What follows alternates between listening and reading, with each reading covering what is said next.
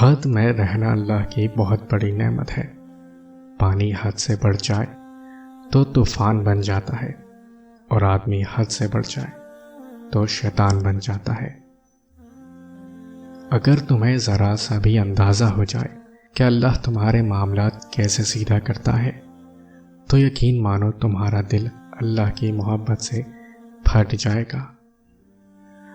کبھی کبھی زندگی اس جگہ پہنچتی ہے کہ آگے کوئی راستہ نہیں اور واپسی کا کوئی تصور نہیں، پھر معجزے ہوتے ہیں دعاؤں سے، اور پھر کن فیکون سے تقدیر بدل جاتی ہے۔ بس صبر اور اللہ پہ بھروسہ ضروری ہے۔ اللہ کے آگے جھکو، اللہ کسی کے آگے جھکنے نہیں دے گا۔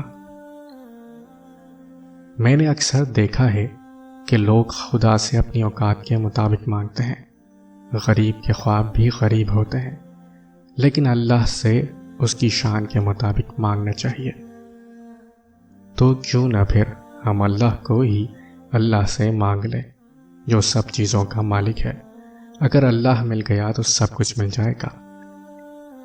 اللہ سے دوستی کے بعد پھر ایک وقت آتا ہے جب آپ کو تنہائی سے ڈر نہیں لگتا، اکیلے رہنا برا نہیں لگتا، آنکھ میں سے لوگوں کی وجہ سے آنسو نہیں گرتے، ہونٹوں پر ہر وقت مسکراہٹ رہتی ہے، ہم سے کوئی بات کرے یا نہ کرے دل مطمئن رہتا ہے۔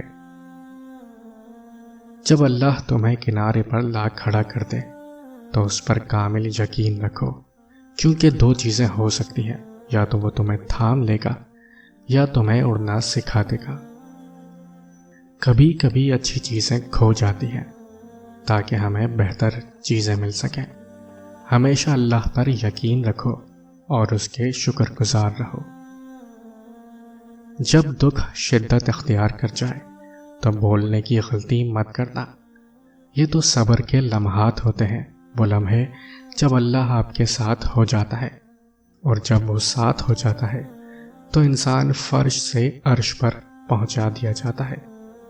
دیکھو، یہ موقع گنوانے کا نہیں ہوتا، بہت کچھ پانے کا ہوتا ہے۔ جسے اللہ پاک نے جوڑا ہو اسے کوئی توڑ نہیں سکتا۔ جس آنکھ نے تشکر کے آنسو بہائے ہو اسے غم زیادہ دیر رلا نہیں سکتے۔ جس دل نے اللہ پاک پر توکل کرنا سیکھ لیا ہو اسے پھر ماضی کے اندھیرے اور مستقبل کے خوف نہیں ستاتے۔ جس نے یہ مان لیا ہو کہ اللہ پاک ہی ہنساتے ہیں اور وہی رلاتے ہیں، تو پھر اسے لوگوں کے ظالم اور خود کے مظلوم ہونے کے نفسیاتی مسئلے درپیش نہیں آتے۔